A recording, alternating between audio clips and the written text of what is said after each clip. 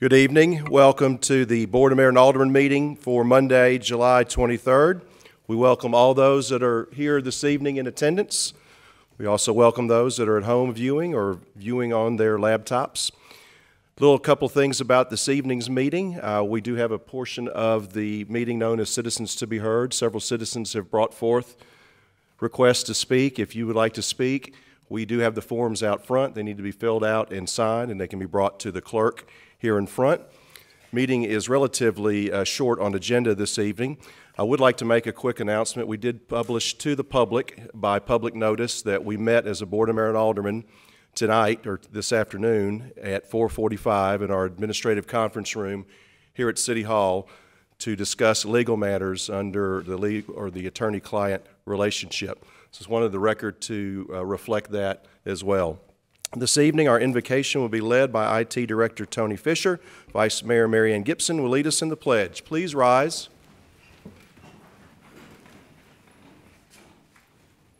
Please bow your heads.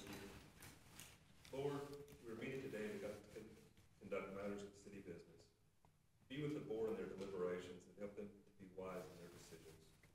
Guide our hearts and our minds in the spirit of fairness, right thought, and speech. Impart your supreme wisdom upon our activities so that our affairs may reach a successful conclusion. Thank you for being our source of guidance today. In your name I pray. Amen. Pledge allegiance to the flag of the United States of America and to the republic for which it stands, one nation, under God, indivisible, with liberty and justice for all. Please be seated.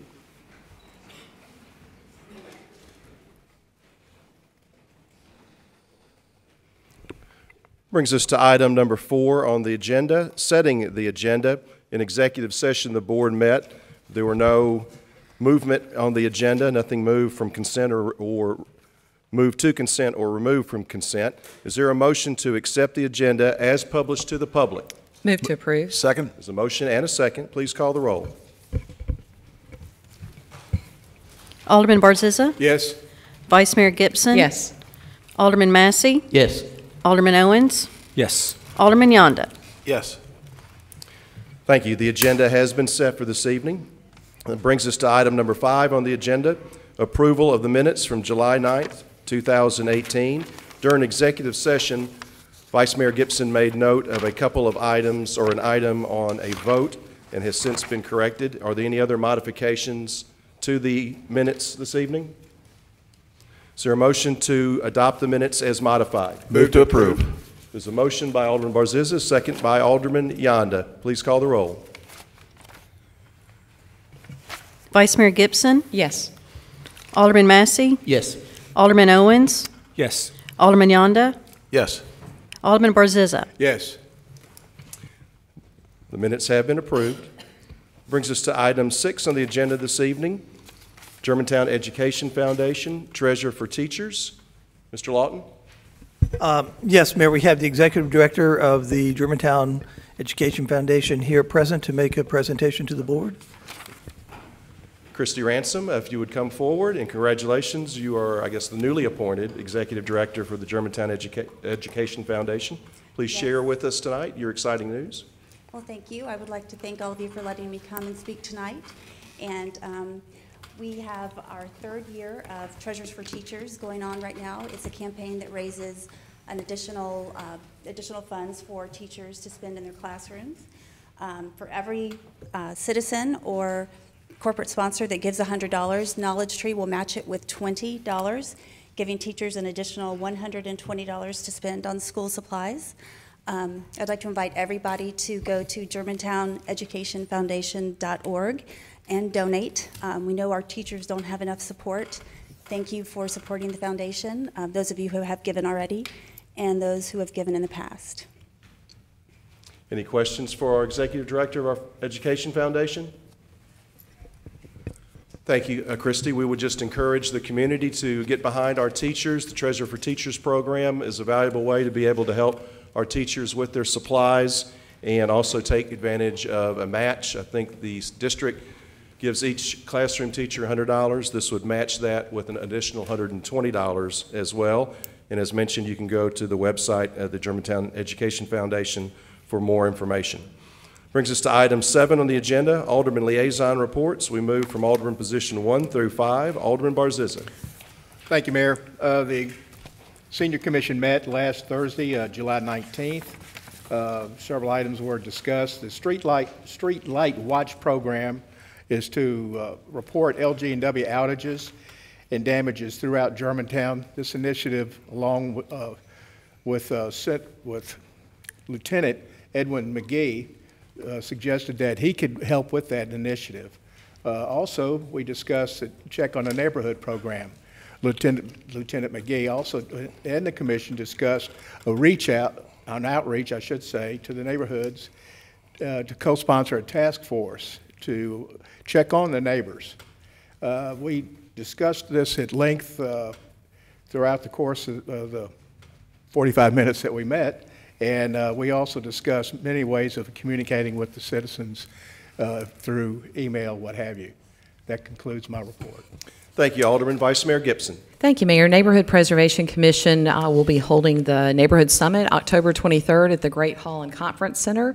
The theme this year will be, Will You Be Our Neighbor? And it is a way for citizens to connect with not only the city, but also other neighbors and neighborhoods, again, as we facilitate community. Beautification, the Library Board, as well as the Education Commission will meet in August. And that's my report. Thank you, Vice Mayor. Alderman Massey.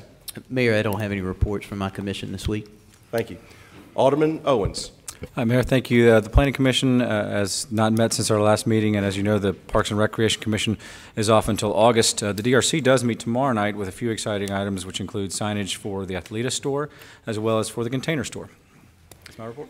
Thank you, Alderman. Alderman Yonda. Thank you, Mayor. I do not have a report. However, I do want a clarification on that education fund. You give $100 and then you get $20 more from Knowledge Tree. Is that how it works? That is correct. Okay. So it's a $120 match for the GMSD portion. So they would get $220 in total.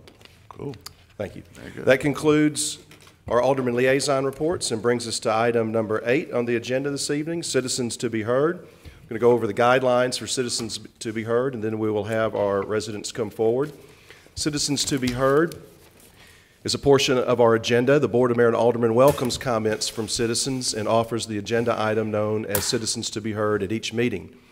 To participate, you fill out the form and provide that to the clerk. Citizens to be heard is designed to gain input from the public and not for immediate responses by the Board of Mayor and Aldermen. The intent of this agenda item is to provide the public a platform to be thoughtfully heard and not a forum for dialogue, discussion, or verbal exchange with the board. While the board cannot assure each speaker of a specific or individualized future response, the board will consider the public comments and any supporting material provided by the speaker. Public comments should be limited to 3 minutes per resident. Speakers are asked to refrain from using names of personnel or names of persons connected with the city, particularly when lodging a complaint. Speakers will not be permitted to engage in gossip, hearsay, make defamatory comments, or use abusive or vulgar language. The presiding board chair shall have sole authority to terminate the remarks of any individual who is disruptive or does not adhere to board rules. The undersigned attests to fully reading all rules contained on this statement and adheres to comply with stated rules and procedures. Lack of completion of this form will lead to disqualification from speaking. Before I have our first citizen to come forward, I'll just remind those in attendance this evening that we are in a public meeting, and as such, we're doing the people's business. This is not a public rally or a public hearing. Citizens to be heard is to hear the public.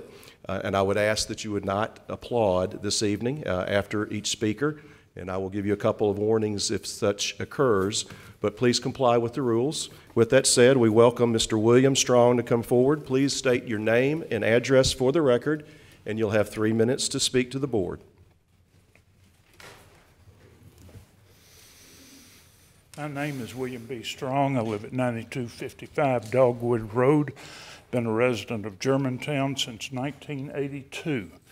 This is only the second opportunity that I've taken to speak before this commission, and the first was when the Germantown Road realignment was brought before us, and thankfully the board paid attention to what the people were saying.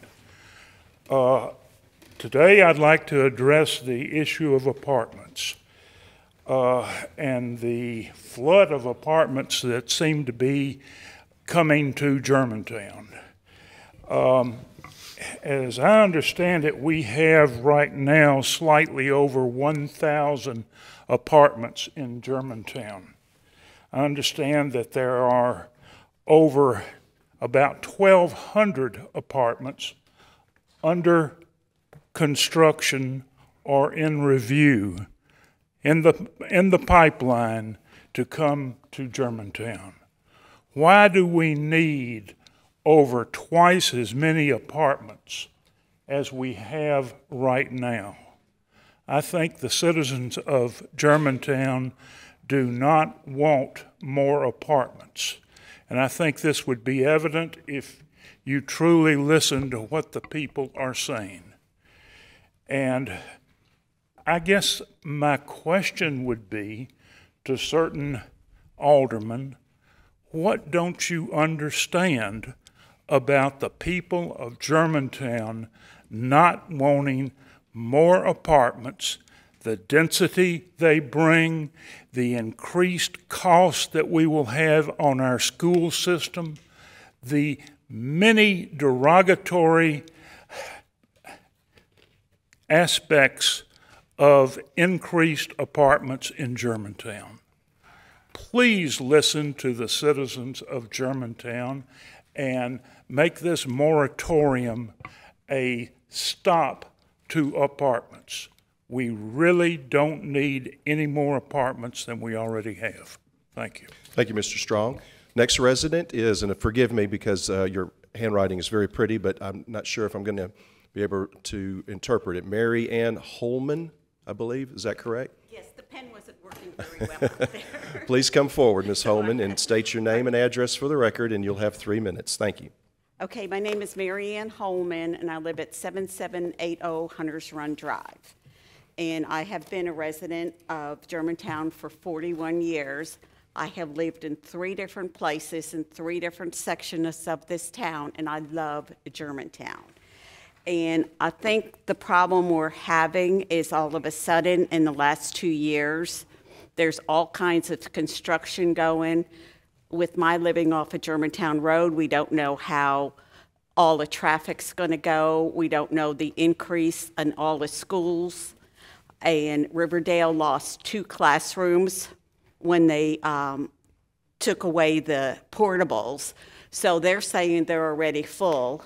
Houston Middle has been on the books to be added onto, so that has to be almost full. They're only adding a couple of classrooms to Forest Hill. We have no idea what the traffic's going to be on the school system at Forest Hill without all these apartments. And now they want to make them even more apartments than the builder and developer originally said. And we feel like everything should at least give us a profile of what the school system's going to be, how many kids they're projecting from all these apartments that are coming in.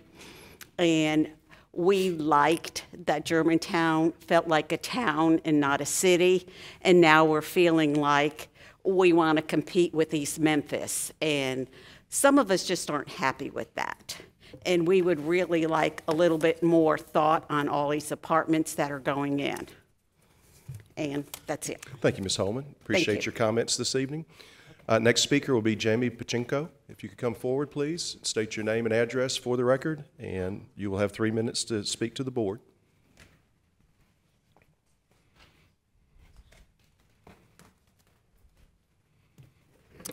Hey there. Jamie Pachinko, and can you make this on the record, please? Jamie Pachinko, 9318 South Romano Way. What else did you need? Is that it? Just name. I'm here to ask you guys to please reconsider allowing the approval of density in the Watermark apartments and increasing it to 310 units. The increase in density of the Watermark apartment development went from 225 to 310 units on the third reading of its approval by the Planning Commission in November. Increasing the density from 12 to 17.5 units per acre is a 28.5% increase in the density. Furthermore, this increase was caused by a modification to the developer's plan at the request of the city boards, according to city officials, the minutes, and the developer. I had a conversation directly with the president of Thompson Thrift, who relayed that he was told by the commission to increase the density to a configuration of which they were reluctant to, but required to move forward on the project. As such, I'm sure if allowed, the developer would be amiable to coming up with another configuration that would stay within the plat's originally zoned 12 units per acre. And here are just some points that I'd like to make about that. 310 units is 58 units over the max number of apartments in the legally adopted small area plan, which was presented to homeowners and adopted in April of 2016. This increase in density is on the heels of an approval of the Viridian complex, which is roughly slated to have around 300 units. However, in the working session for that, and I don't know who was there for it, they actually stated that they would like at least 18 units per acre so that they could put an elevator in the building. But it doesn't make sense for them to do that unless they have the increased density there. The Viridian property is over 30% bigger than the Watermark property. So just with the current estimate, there's 300 extra apartments for the Viridian. That puts us at over 600 units already approved. Allowing an increase in density sets a precedence to other developers, not only developing in Forest Hill Heights, but also in other areas of the city, that our rules are not concrete. In January, the mayor implemented a moratorium on apartments to study how all the increased density and developments would affect the city. And he said, I quote, "Rapid development of multifamily units can result in a disproportionate impact on the city resources, services, utility systems, traffic, schools, and public safety." At the January 10 school district meeting, Jason Manuel said, and I quote, "If they do approve all these apartments in the city, that something that would present a difficult challenge to the school district, then our request would be to find another elementary school and more capacity at the middle school. Is it really prudent to embark on these kinds of expenditures in the face of all the ones already at hand? Our children deserve the right to an education and an environment other than at max numbers. It's time to focus on our children that we have right now rather than ushering new ones in." Also in January, keep in mind the petition that over almost 3,000 people signed in less than 60 hours requesting less density and no apartments. Please conclude your comments. In closing, there are a few other points I could make, and all of them are factual. Please reconsider another option to go back to the original density so that we don't have a precedent set. Thank you, Ms. Picanco. Thank you. Appreciate it. Thank you for coming forward. Next speaker is Ted Pepin. If you could come forward, please, state your name and address for the record, and you'll have 3 minutes to speak to the board. My name is Ted Pepin, and I live at 3569 Crestron Drive. I've been thinking about the way that we make decisions in the city of Germantown. And having spent a lifetime trying to understand from fundamental points of view how things work, I find it very difficult to understand how the decisions are made in our city. People buy property, and when they buy that property, they look at the zoning around, and before long, that zoning has been divided in half, and then it's divided in half again, and then a planned development is put in, and then beside that, apartments are put up, all in what were estate lots. All of the neighbors objecting. The votes 3-2. You know who the 3 are and who the 2 are on almost every single one of the votes that have been made. What is the motivation for it? I think we need to think very carefully about it. It doesn't make sense. Thank you. Thank you, Mr. Pippin. Thank you for coming forward. Next speaker this evening will be John Payton. Mr. Payton, if you could come forward, state your name and address for the record, and you'll have 3 minutes to address the board.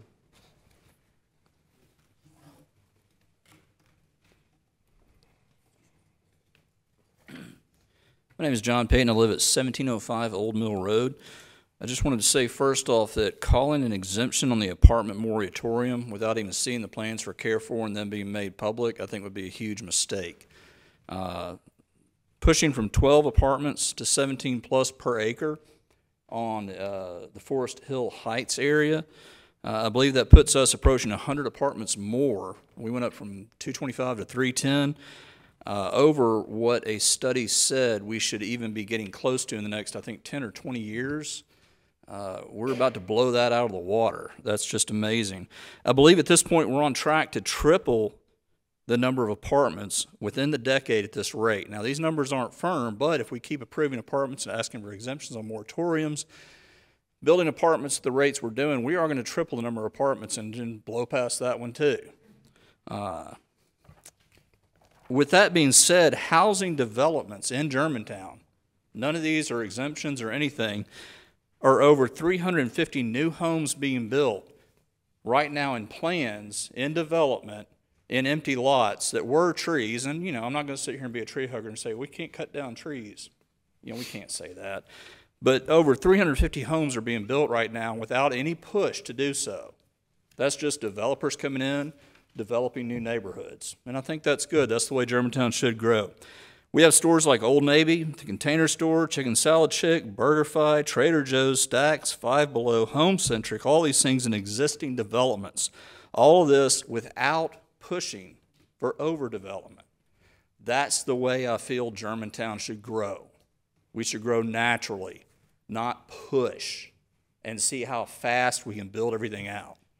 And that's just my point right now. And as a citizen, I'm just asking you, and by the way, I appreciate Mike Palazzolo and Marianne Gibson for pushing for the Cordova to be rezoned back to residential. It might be far-fetched to say that, you know, we can build homes on that lot only, but at least come forward with a PUD or something, you know, before we say, let's just only do commercial right here. I really don't think we need to push to overdevelop Germantown for the sake of money. Let's slow down, let the homes be built naturally, let the stores be built naturally when we get everything full. If we need a new development, by the way, I'm about to run out of time. Thornwood, I think it was a good idea. Some people might not like me saying that because some people are just, hell no, no development. I'm sorry, I just said a swear word. You can kick me out. But I kind of like Thornwood. Germantown may have needed something like Thornwood.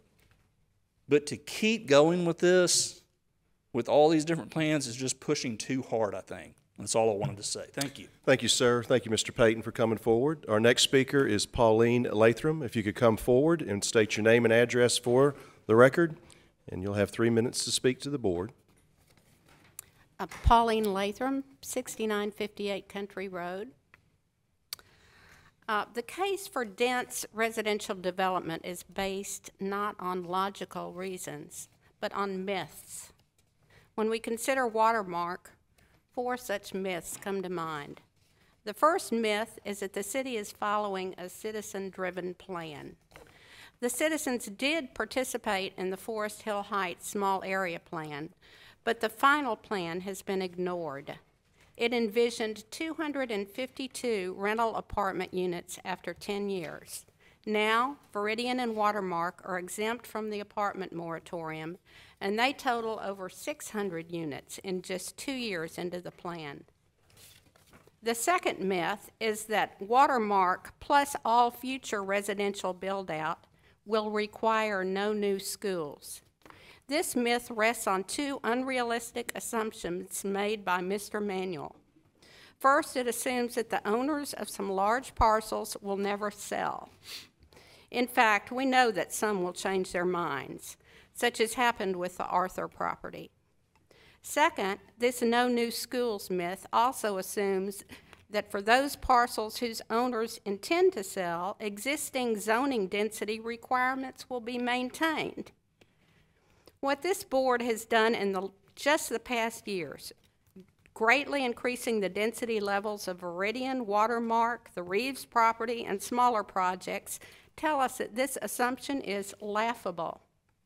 Are we really going to take a pledge not to increase the allowable density on any future residential projects? The third myth is that we need dense development in residences to keep our property taxes low. If that were the case, Williamson County would not have found it necessary to levy a fiscal impact fee for any future residential development. Closer to home, your own fiscal impact study, the $85,000 Tischler-Bice study, says that the city administration has ignored, shows that all additional residential growth will have a negative fiscal impact. The fourth myth is that Viridian and Watermark capture the vision of smart growth. These are apartment complexes, pure and simple. 600 units planned and nary a single commercial establishment. The only thing walkable about the plan is that the apartment complex won't be gated. Germantown citizens are educated, and we know the difference between myth and reality. Please don't use myths to justify increased residential density. Thank you. Thank you, Ms. Latham. Thank you for coming forward. Next speaker this evening will be Zoe Fleming. Please come forward and state your name and address for the record. You'll have 3 minutes to address the board.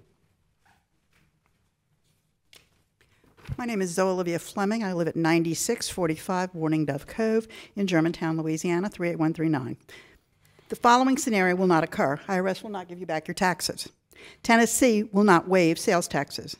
You can't go to a bank, give them a $100 check, and they'll give you back $1,000 voluntarily. This is another scenario that will not occur at this moment. Germantown making developers pay full taxes instead of giving them tax breaks, which is, unfortunately, what taxpayers are paying, the full freight. Now, who's fighting to keep Germantown with its charm, to prevent more concrete, more traffic, more people, more flooding, more infrastructure issues to be paid for by the citizens? Our citizens are fighting for that. And who gets to benefit? The developers get richer. The proposal is we should be like Carmel, Indiana. Look at the numbers. In the last 10 years, they have almost doubled in population, from 45,000 to 80,000. Think about that. Now, further, to speak here tonight before the BMA, if I may, I'd like my paper that I asked you to read back. Where is it? Oh, you didn't have it. How handy. Okay, here's the deal here. You must sign saying, we give up freedom of speech. We can't criticize you people. Oh, God forbid that at a public forum, we are allowed in civil discourse to say one single thing about any one of you and your administration. God forbid. All right. Communist countries, Nazi Germany, Imperial Japan, Fascist Italy. Guess what they have in common with Germantown? No freedom of speech there, and not in a public forum. I'm glad you're happy with that, sir. I'm glad you are smiling, and you too. So what do we have? Oh, no applause is permitted. Applause is also free speech. All right, so since I'm barred, God forbid, from criticizing any of the sacredly elected sacred cows officials and their administration, let me say this. Since prior speaker was allowed to compliment you, Mr. Palazzolo, and you, Miss Gibson, Mr. Massey, I want to thank you for fighting for us. Mr. Barzizza, I want to thank you for fighting for us, and you two for listening to us. That's praise. I'm entitled to that. And further, if you want smart growth, citizens, you need to elect John Barzizza mayor. You need to elect Jeff Brown and Scott Sanders as aldermen. Please Mayor, conclude your comments. You don't like it, gavel away, but that's Please the bottom line. conclude your comments. You are not in compliance with the guidelines that you signed, so please conclude your comments. Read it. Thank I signed you. it under protest. And here's the deal. Please have a seat, ma'am. I'm not through with my time, Mr. Palazzolo. I'm concluding your remarks. I'm going to finish with my time. Ma'am. Bottom line is, if these people keep you in place, we will lose. Thank you. Thank you, Ms. Fleming. Next speaker will be Brian Curry. Please come forward and state your name and address for the record. You'll have 3 minutes to address the board.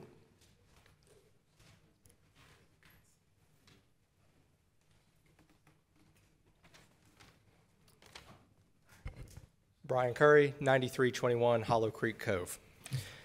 I approached the board tonight really with disagreeing without being disagreeable. I try to set an example for my kids who are in attendance tonight, and so I want to just approach you with these thoughts. I'm going to give you some apartment complex names that are close to the Forest Hill Heights area that are actually in unincorporated Shelby County. But it is important because the difference between Germantown and Shelby County unincorporated is the difference between me standing here and then me standing here. So going from west to east on Winchester, you have Champion Hills and the Westbury, you have Miller Creek, and then you have the yet-to-be-named apartment complex at the southwest corner of Forest Hill Irene and Winchester, which has been approved by Shelby County. Coming from south to north on Forest Hill Irene, you have Irene Woods and the Preserve at Forest Creek. All right, so you have a ton of apartments in this area, but yet in every plan I've looked at for the city, I've not seen where we've taken into consideration anything that's going on in unincorporated Shelby County. The law of supply and demand is just that. It's a law. It's not a theory. It's not a hypothesis. It's the law of supply and demand. So we have an inordinate amount of density right on the border. Again, from here to here, we have an inordinate amount of density that's already there. Again, I've named every complex that's in the area. I don't know how many hundreds of units are there. It's probably in the thousands. I didn't have time to go and research every one. But I think we have to consider what's going to happen when we build all this density in our area. Whatever price the developer has told you they think they're going to get, again, over here, if we're at $1,000 for a two-bedroom unit, we can't be at $2,000 for a two-bedroom unit over here. It doesn't work. Now, the selling point may say, well, hey, we're in the Germantown schools. Well, our projections are saying that the apartments really aren't going to have an impact on the schools. That's what we've been told. Well, if we're using the schools as a selling point, then we can pretty much throw that projection out the window. They haven't even poured the foundation yet on the new school, and right now, the way it's going, we're looking to fill it up before we've even gotten started.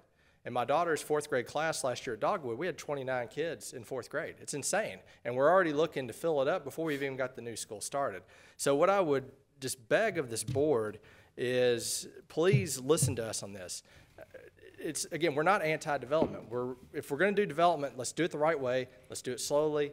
It seems like we're in a panic rush to get all this stuff in and let's get and build. I think we need to really stop, particularly in this area, given what's going on outside, again, in unincorporated Shelby County. 15 seconds. I know you're focused on Germantown, but I think you really have to take a look holistically at the area, do what's best for the area, because again, even though you can't control what's going on in unincorporated Shelby County, it does directly impact and should impact your decision-making here in Germantown.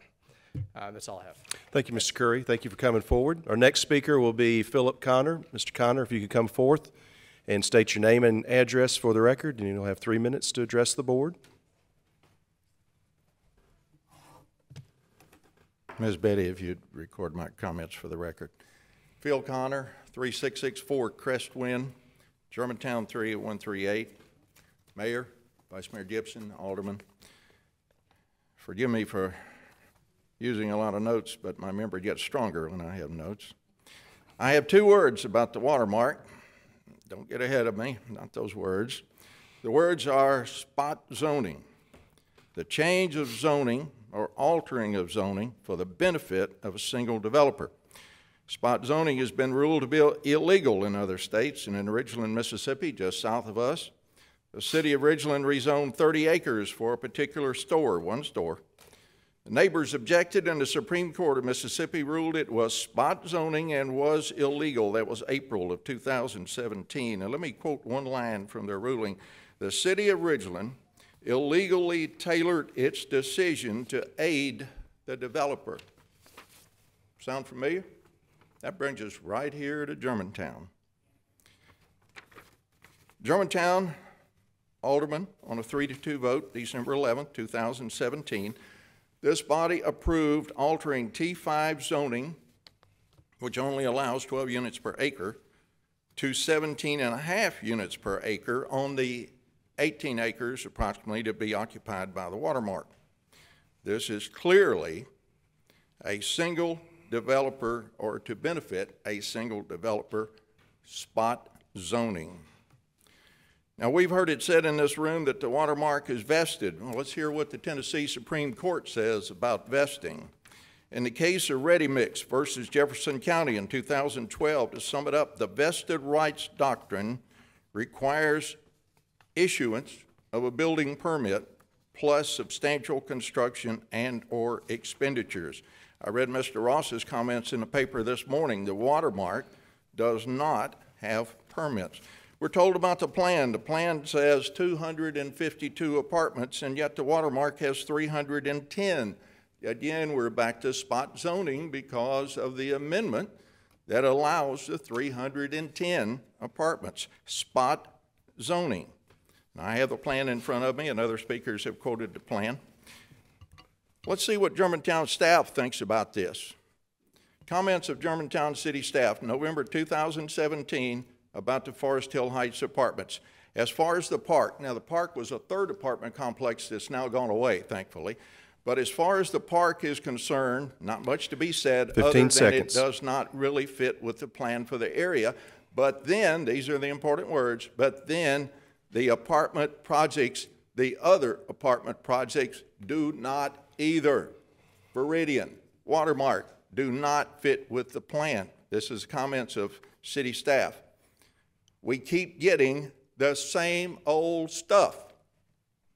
Mr. Why Connor, we keep please. voting and approving for the Mr. same Connor, old stuff. Please conclude. Thank you. Economic Development staff reply, I too am frustrated with a lack of conformance by the proposed projects. Tonight, consider your vote, because in approving this, you're going to be voting for something that has been declared illegal in other states. There's not been a test case in Tennessee yet. Mr. Connor, But if please, this is please approved conclude. tonight, this is it. Thank you, sir. Thank you for coming forward to speak. Next speaker will be Jane Glenn. If you could come forward and state your name and address for the record.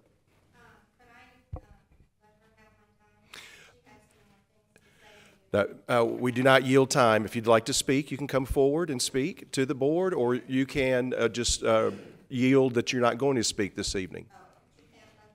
No, ma'am, we have one item, one person each, so if you'd like to come forward and speak.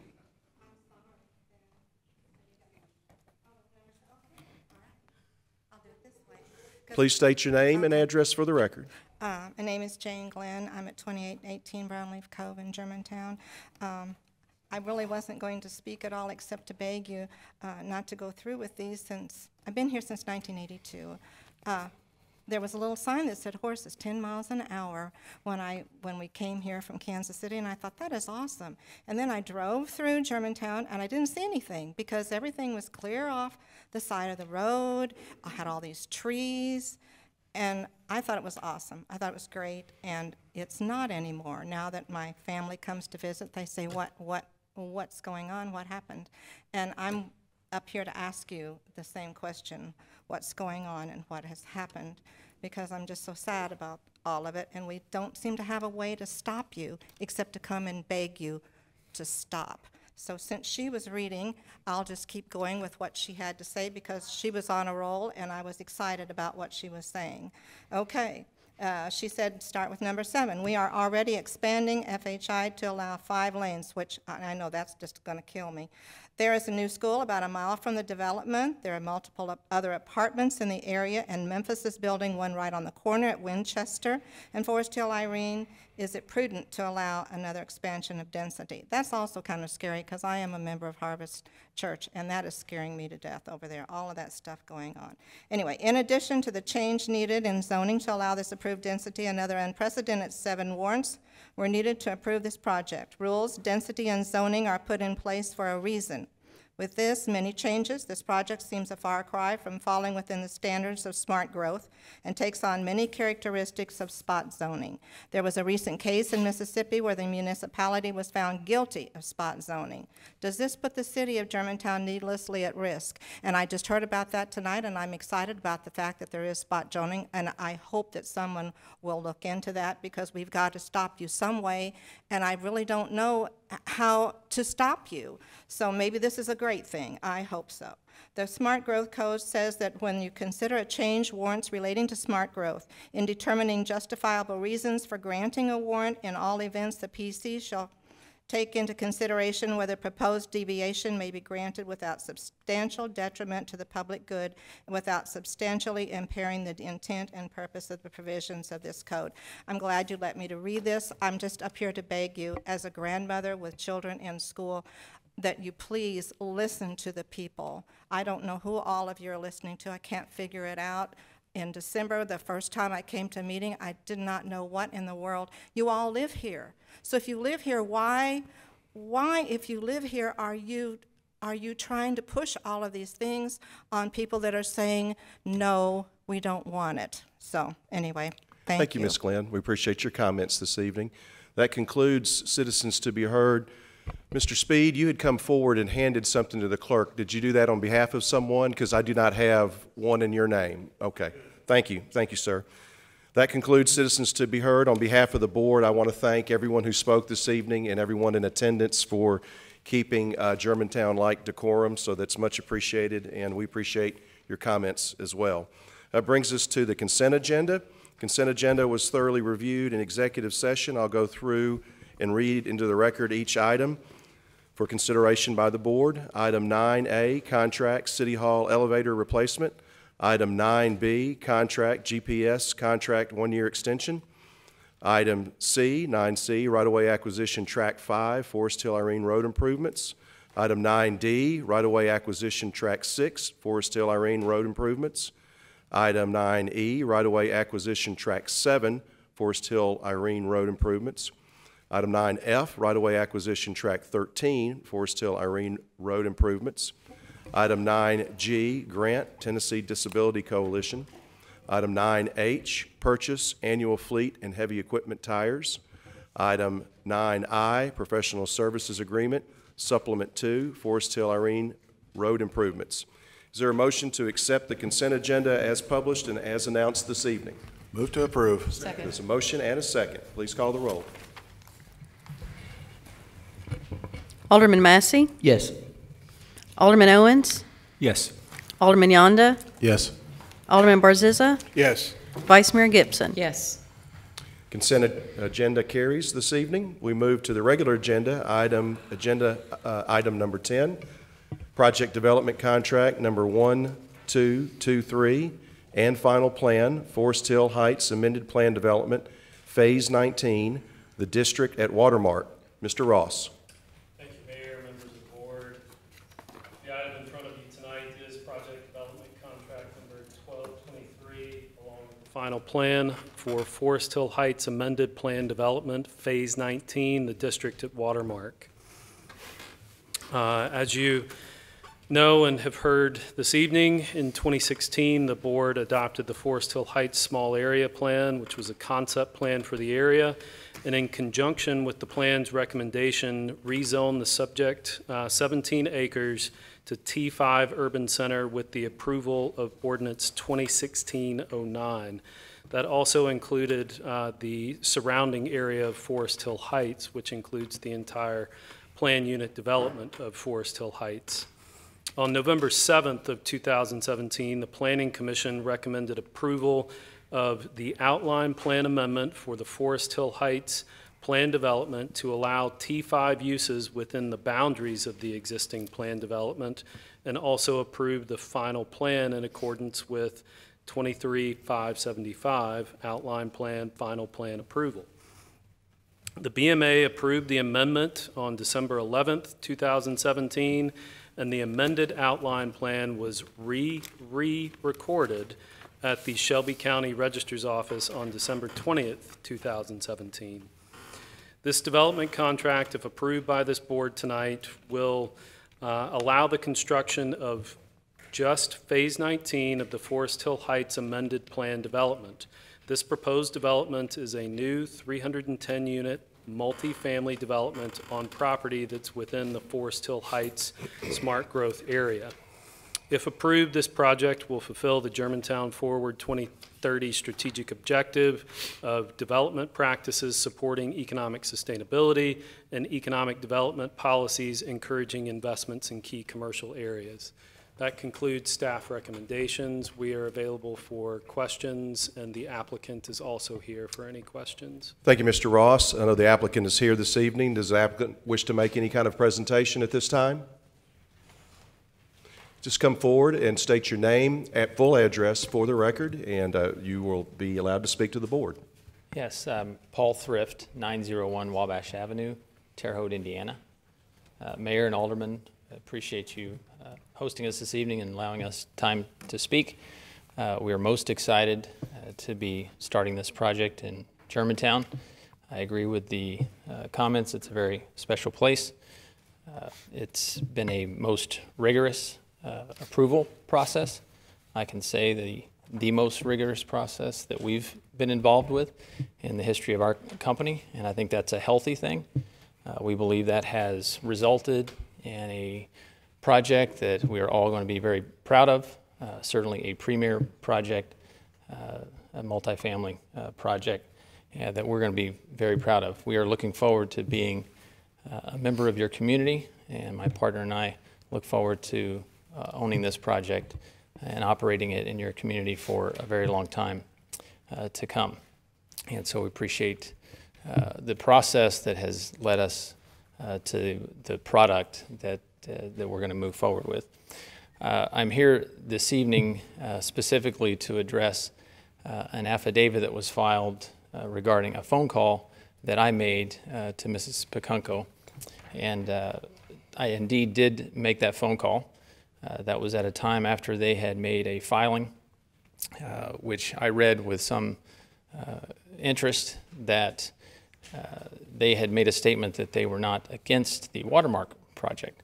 And so our company's approach is we like to engage people and lean into issues, have dialogue, and see how we can resolve things. I had not spoken to Mrs. Pacunco, and at that point in time I had not spoken to anybody at the city or with the city staff. At that time, only our team members had. At that time, we had spent about $800,000 to $900,000, somewhere in that neighborhood, in furtherance of all of our filings. And so, in consultation with our team, I reached out to her, and I did not read the affidavit until last week. And we had a very pleasant conversation, but there's certainly some mischaracterizations of our conversation contained in the affidavit, and I don't know that I'm not assigning any intentionality. It's just I think people hear what they want to hear or believe what they want to believe. In the conversation, again, I was exploring, trying to figure out, well, is there any common ground? Because you stated in the affidavit or in your filings that there was not a complaint against our project, and so if so, how can we resolve this? I quickly learned into the conversation that the complaints went way beyond our project, and I patiently listened to many of the things that Mrs. Pacunco quoted this evening, and additional items from annexation to streets and to subdivisions that didn't have the right size lots, and on and on. And so I realized that it was a much bigger issue. And then tonight, and also in that conversation, there's a reference to a limitation of to 12 units. And I have questioned my council and our folks many, many times. And the T5 smart growth zoning simply does not contain, nor did we get a variance, and nor did we rezone to allow additional units. That was allowed in that zoning from the very beginning. And that's fact. And so simply, it's a misunderstanding that continues to be perpetuated. And so I was confused by all of the documentation that was filed. I was confused by our conversation. I did indeed make a financial offer to Mrs. Pacunco if she would agree to stipulate that they had no problem, and we could get the court to accept that, and we could move on. Be happy to pay her expenses in that process. I don't know how much that would cost, but be happy to pay your expenses. I did not claim, in several instances, she says that the city told me a certain thing. I did not claim that because I had never spoken with the city. I was simply reacting to her claim that she did not have a problem. And she continued to go to this 12 units an acre, which again is not a limitation inside the zoning in which we filed under. And further, we did not file a plan ever with 225 units. We didn't have a plan with 225 units. Our first plan had 272 units. We subsequently filed a plan with 282 and then finally a 310 unit. And this has come again through a rigorous process of back and forth with the city. And I know multiple plan reviews that we have worked diligently to comply with the desires and the goals of the city in order to produce a first-class project. We are committed to that 100%, and again, in building the premier multifamily project in the community. I realized that making the call was a mistake into the call, and that I was not going to get anywhere. I realized the complexity of the situation with Ms. Pakunko, and so I dropped it and did not re-engage. And again, I did not read the affidavit until it came to my attention last week. So to close my part, we are very committed. If you read on our website, our mission statement is to positively impact our team members in the communities in which we serve. And that's how we come to you. We're a family-owned company. This is a huge investment for us. We have a great track record of delivering in first-class cities and towns and making them better, leaving them better than we found it. And that is what we're committed to doing with this project. There are real families with real dreams and real desires that will live in these units, and we work to serve them in a way that will make their lives better. And that's our mission as a company, and that's what we intend to do here. At this point in time, post our approvals, we've now spent a little over $2.9 million. We're at the precipice of getting ready to start, and we look forward to doing that. And again, you have my personal commitment and every asset and resource behind our company to make this a project that all of you will be proud of and that we'll certainly put our name on and be proud of for a long time to come. Thank you for your time, and the staff has been very gracious and worked diligently to get us through this, and we appreciate that. I know Jessica Tuttle, who I know you've seen many times, has a few brief comments to add, and I would be happy to answer any questions at any time. Thank you, Mr. Thrift. And you might want to have your team sit near the front in case there are questions later on from the board. If you could state your name and address for the record, please. Sure. I'm Jessica Tuttle. My address is 111 Monument Circle, Indianapolis, Indiana. Thank you again for your time. As you all know, I've been part of this process for the last year and a half, and excited to really see this vision come to fruition. As you know, the vision for the small area plan really started back in 2012. And with a lot of hard work from Plan Commission, board members, and city staff, the small area plan was adopted in 2016, which created the framework for Watermark to really be a part of the city. Watermark started talking to Germantown back in February of last year, and city staff really put us through, as Paul mentioned, a very rigorous process. There were many, many hours spent reviewing our plans to make sure that we do meet this long-term vision and the small area plan that was adopted. So as of last September, we submitted to Plan Commission. We went back and forth multiple times with Super Committee, Plan Commission, and then finally we received site plan approval in December of last year. That gave us the ability to start spending a lot of time and effort with city staff, with the engineering department, and with the planning department to finalize our construction documents to make sure that they are the quality that you all see for this small area plan. I'm happy to say that we have received approval of our construction documents through all of the city departments, and as of last week, we received our development contract approval. We've submitted our impact fees. The impact fees total $650,000. That's for public improvements for parks, sanitary sewer, and traffic signals. And then we're ready to start construction on a public road. It's Watermark Drive. It'll be the main arterial within the Forest Hill Heights small area plan. It's a $2 million public road along with a regional detention pond to fix existing drainage issues within Forest Hill Heights, and then to provide detention for future improvements. It's an $800,000 public pond, and once we build those two public improvements, then we can continue and build the multifamily development that we can all be very, very proud of. So thank you again for your time, and thank you to staff for working with us through this process. Thank you, Ms. Tuggle. Like I said, you might want to stay close at hand in case there are questions a little bit later on. Let's go ahead and get a motion on the table. Is there a motion to approve project development contract 1223 and the final plan for the Forest Hill Heights amended plan development, Phase 19, the district at Watermark? So moved. There's a motion.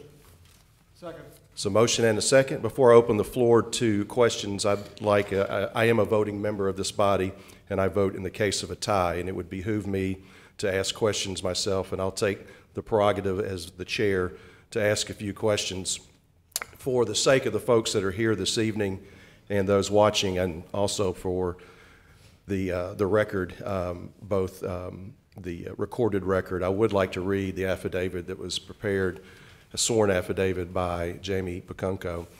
And it was, I guess the affidavit was sworn and dated the 18th of May, 2018.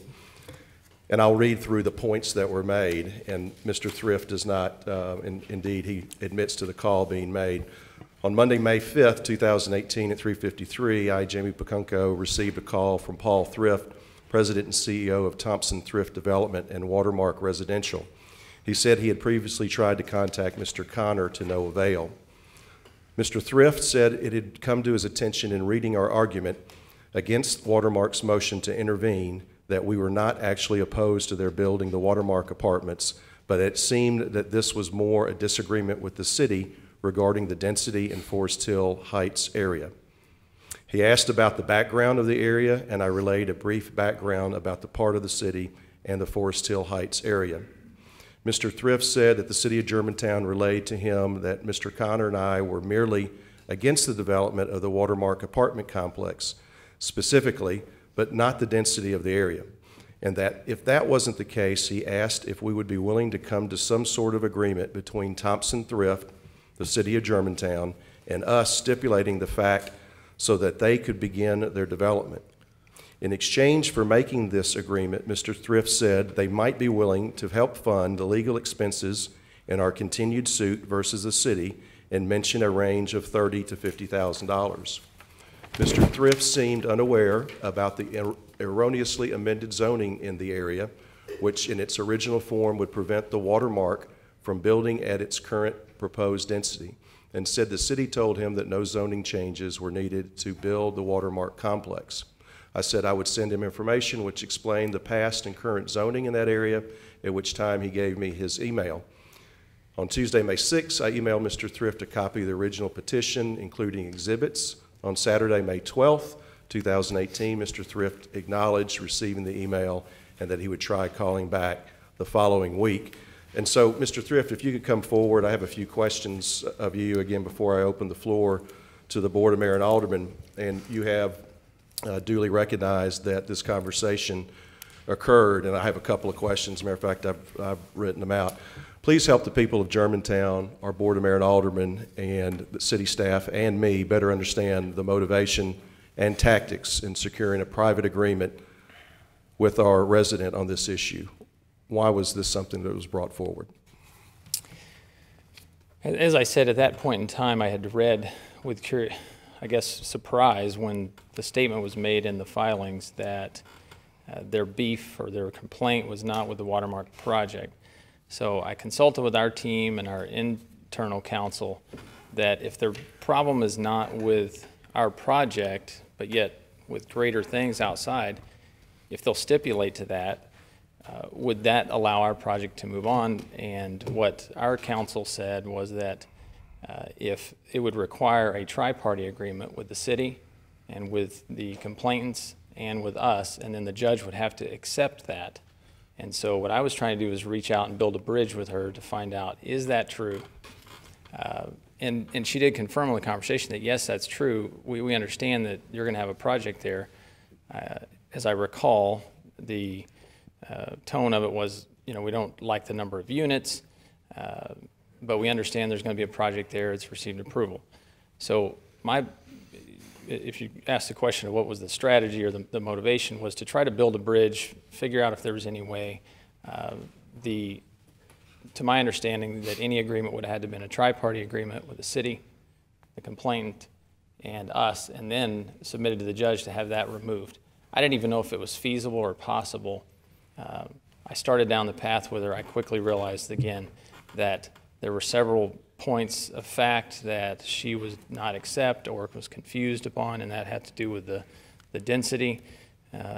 She made several statements there, including things I told her that the city told me, which was simply not the case. And again, I'm not ascribing to how or why that's errant. It's just simply errant.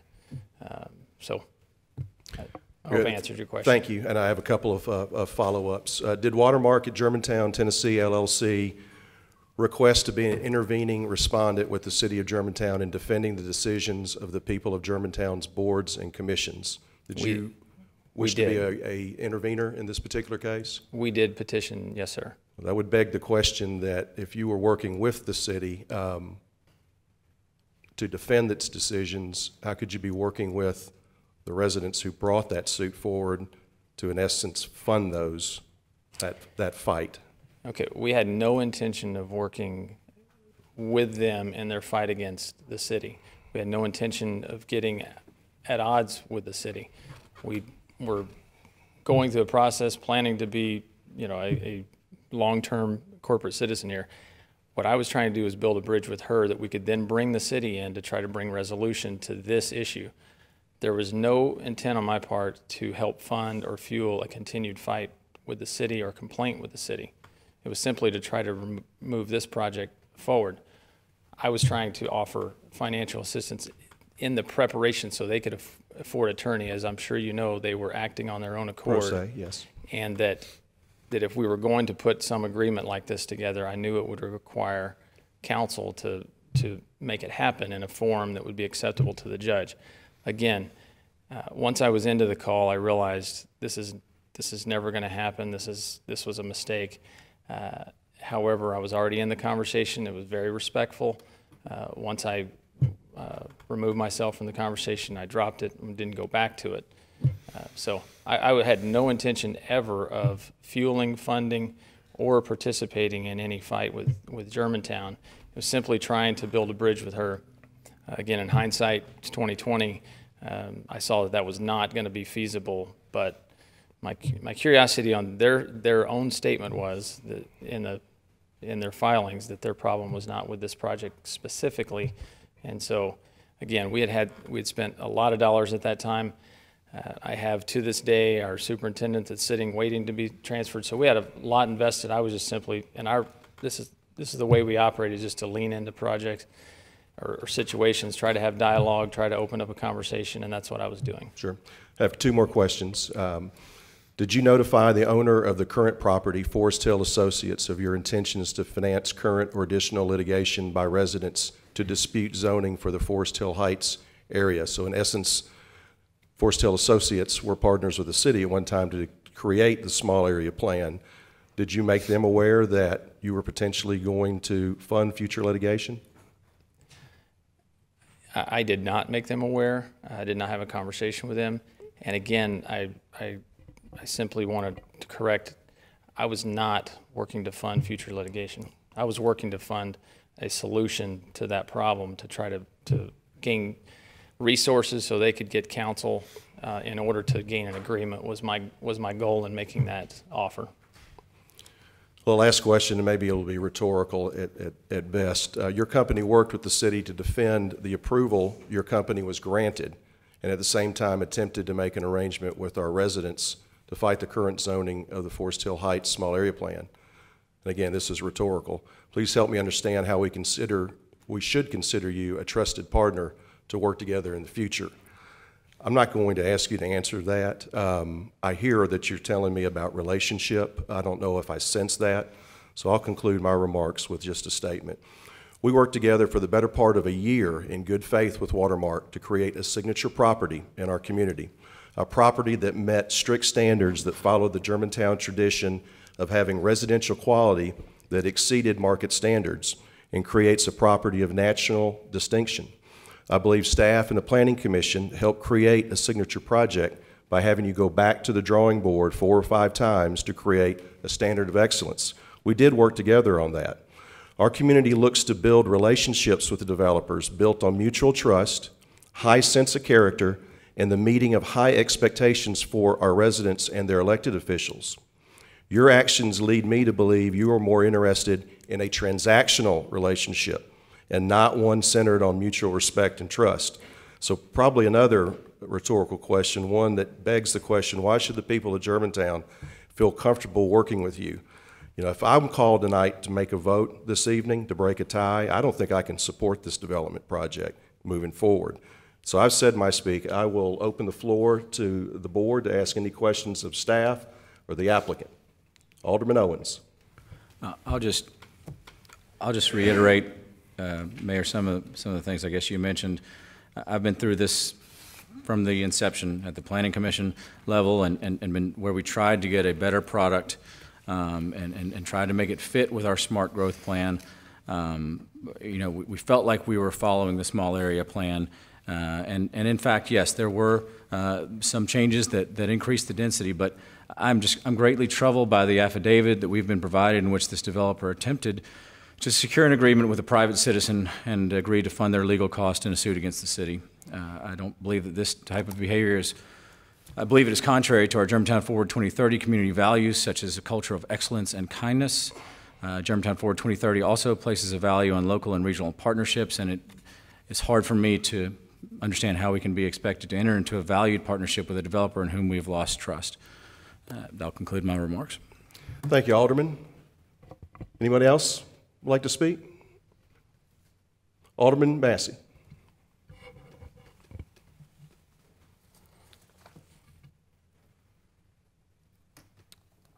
Mr. Thrift, you said that the city or your attorneys led you to believe that there were no restrictions on the number of units on this property. Is that correct? That's correct. Well, yes, that's correct. That it was never restricted to 12 units an acre in the T5 smart growth zoning. But the parcel at one time was zoned with a multifamily restriction on it. I'm going to read it to you. It says multifamily residential should be limited to a maximum of 12 dwelling units per acre. And then it made an exception for phase 19. But the larger development itself was restricted to 12 dwelling units per acre. Now, I think this is bolstered by the fact that the small area plan itself called for only 252 acres over a 10-year period. And your project exceeded that 252 acres. Do you mean units, sir? What did I say? Acres. Oh, I'm sorry. Yes, I meant units. So your project exceeded the 252 units that were called for in the small acre or the small area plan almost immediately. And that's really the problem that I have with the project. There's a lot of reasons that I oppose the project, and frankly, I think the rezoning was done for the benefit of a handful of developers and to the detriment of the whole community. And so that's really why I oppose the project. There are a lot of apartment units that already exist in the surrounding communities where people could live. Have, one of the goals of smart growth is to provide affordable housing. But there's already a lot of multifamily units in the area that provide that option for people. There's another apartment development that's planned at the corner of Winchester and Forest Hill that will be located in Memphis. We can't control that will be apartments. So to me, the Watermark is going to be another apartment complex among many in the area. And that area was really preserved when it was annexed into the city for residential estate lots. We know after talking to a number of citizens, after actually looking at the zoning, after looking at other documents, that city officials, when they annexed that 1,400 acres, told those residents, assured those residents that that area would be preserved for residential estate lots. Now, some of it got rezoned as office, and some of it was, I think, was brought into the city as office. But that's a much lower density than the apartment units. And so after the new school site was approved for Forest Hill, suddenly we started getting a bunch of applications for apartments, new residential developments. Those residential developments were rezoned for greater density.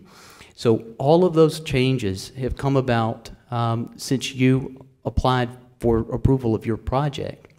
And for me, that's just, it's too great of an intensity in that area with this amount of density. And I don't think that you can have an apartment complex across the road from some of these residential neighborhoods and have me believe that it's not a substantial change to the character of those neighborhoods and the area itself.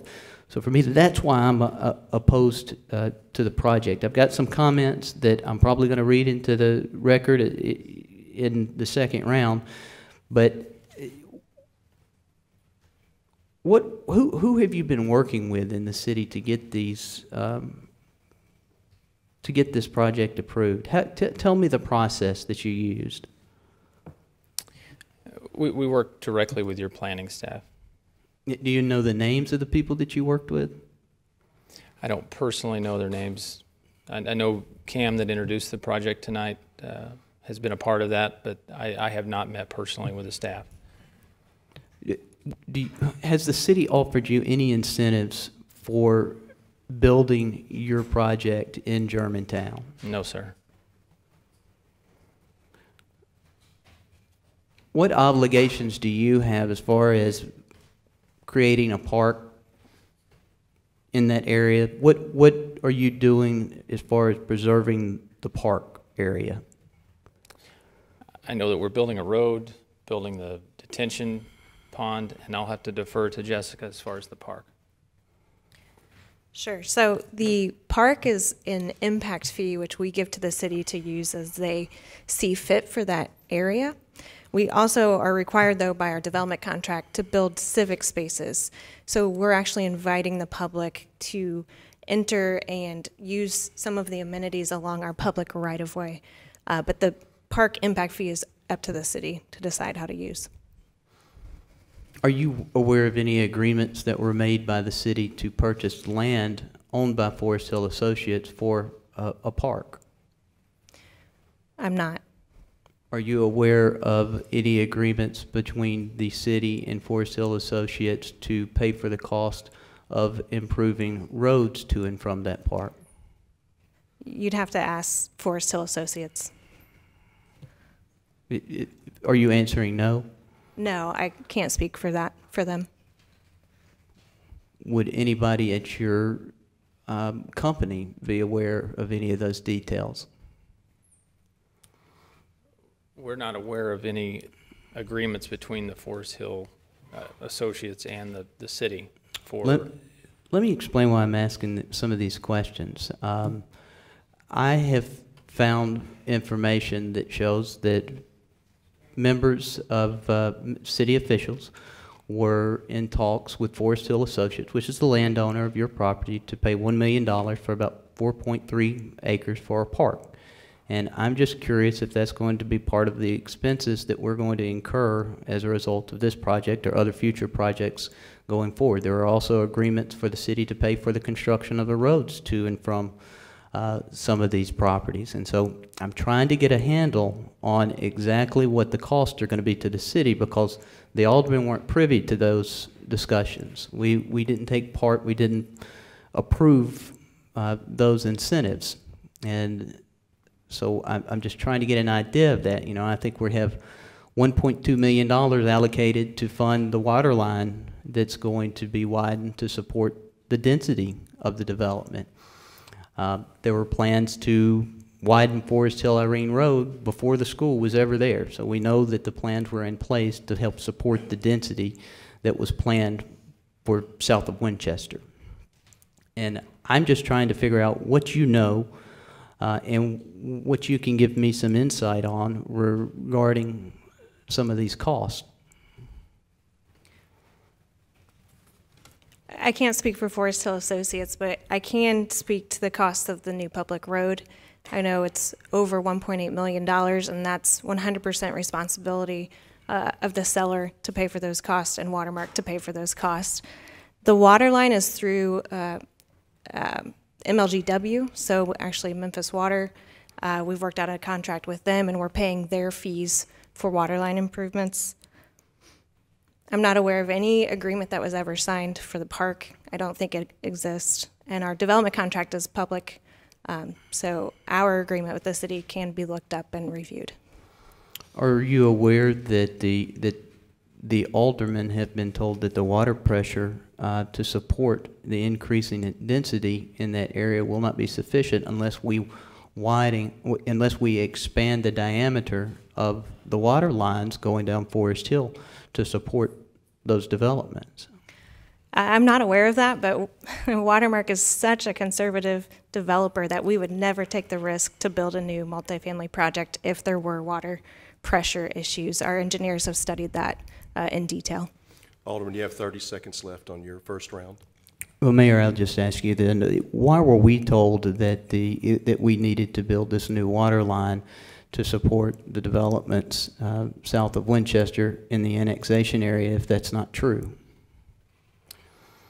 Mayor, I can address that. I'll defer to staff on that. Yeah. The water line is for the entire region, but go ahead. We have a planned build out of our entire water system, water and sewer infrastructure throughout the city. This is the next phase of that, whether development was happening in there. We try to be proactive and stay ahead of development in terms of how we expand the plant. We've been very successful, whether it's the two water treatment plants initially at Southern and now at Johnson Road. It was simply to keep up with the growth and development in our community. The same can be said for the expansion of the water lines south to help feed the school and also south to help feed that area and improve the water pressure. We've had no conversations with developers about how this would impact their development. This is simple good planning, simply good planning. This is long-range capital improvement planning that this staff has always done, that we will continue to do as we build out the plant. It's not tied specifically to any type of development. It's good planning. It's protecting our citizens in all of these areas. Vice Mayor? Yep, that concludes your time. You'll have 10 minutes of the second round. Anyone else like to speak at this particular time? Alderman Yonda. I want some clarity, because what I'm hearing is that you didn't make an offer for future legal fees. What you did is make an offer for what's going to take to move forward on the ones that you were working on the particular lawsuit that we were on. It wasn't for future. It was just a comment of 30 to 50,000, whatever the number is, for them to get legal representation, because they were without legal representation, and clear this stuff up. That's absolutely correct. My attempt was to clear this stuff up and try to find resolution, which... And try to find a solution to work I might with. have naively, obviously I was naive to think that I could try to negotiate and put some bargain together to end this, because it was obviously on its face frivolous. There were many factual errors in the filings. There was nothing that even I could figure out. I kept drilling my attorneys on, tell me why they're claiming this. Is that true? No, it's not true. Well, why are they claiming it? I don't know. I mean, they see it on this thing. So I was desperately trying to find a common ground for a resolution. I in no way, shape, or form wanted to fuel their coffers in order to continue a fight with the city or to further a fight with the city. That was not my intent. And as I stated earlier, halfway through the conversation, I realized this is absolutely going nowhere. And I wrote out the conversation with her and then ended the discussions with her. But I can assure you, I had no intention of fueling future cost to fight the city. I was trying to find a resolution. We had a lot invested. I saw it just spinning out of control. And again, quite frankly, I know when things are left to the attorneys and just the court, and I've had good experience in the past of engaging and thinking that, hey, when you have actual dialogue, and I'd seen in the filings where they said, look, we don't have a problem with the Watermark project. Well, then let's sit down and try to figure this out. My offer was extended to try to pay the legal fees in some type of settlement, not to fuel future fights or at all. I can assure you, I understand, the comments here, but I assure you that I knew halfway through it this was not going to go anywhere. So yes, you're correct. Okay. And Mr. Ross, can I ask you a question about T5? This T5 is 17. Is that, or did we make the change? I mean, did we go from 12 to 17, or did we? Okay. T5 zoning district does not have a density minimum or a density maximum associated with it. It has design guidelines. Okay. And so they've never come to us with a 12? You've always come to us with a 7? Their original application, as you can see in the minutes of the Planning Commission. Yeah. Thank you, Mr. Ross. As for the water pressure, you just said you were utilizing Memphis Gas and Water? Okay, good deal. And I have a question for Andy. Have we not been talking about the water pressure? Well, you have been here this long, but I'm sure in your conversations with Mr. Mills, we've been talking about it since I started 6 years ago. Is that correct? Mr. Lawton or... Let me answer that for Andy. Yes, exactly. Alderman Yonda, again, we have a 5-year capital improvement plan that moves and moves and moves. And it's not driven by what might be coming with development. We try to stay proactive and ahead and growing the plant. 15 years ago, 17 years ago, there was not a Johnson Road water treatment plant. That was planned to fill that portion of the area on the east side of town that we had recently annexed in that area that needed that level of pressure. The same thing could be said for the extension and the improvement of the water lines and the water pressure into what I like to refer to as the boot hill of Germantown, and make sure we have adequate fire flows and adequate pressure to serve all the area, the current residents that live down there, and whatever planned growth and expansion happens. Okay. And I believe Chief Selberg we've had conversations about water pressure in that area. Is that something that's been a concern of yours? Yes. Okay. Just want to make sure we had the conversation. I've got to tell you that I've got some stuff here I wrote. I thought it was I still think it's a great project. I think it's a fit. I've had very few conversations with people who oppose it that once I actually talk to them about it, they think it's a great project because there's misinformation that's out there. I believe in our Citizen Planning Commission. They approved it. They put you through the ringer, from what I understand. I have confidence in their approvals. I also have over 7,500 supporters on my email list, and I've only received one request of information on it and concern about it. So when someone says we're not listening to our citizens, I'm listening to the 20 or 24 that I have seen up here the last few months. I think that's the wrong information.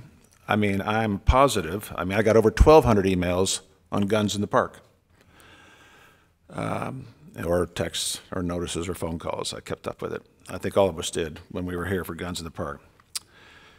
You know, we have thousands of citizens who rent in this community: homes, condos, retirement housing, and yes, apartments.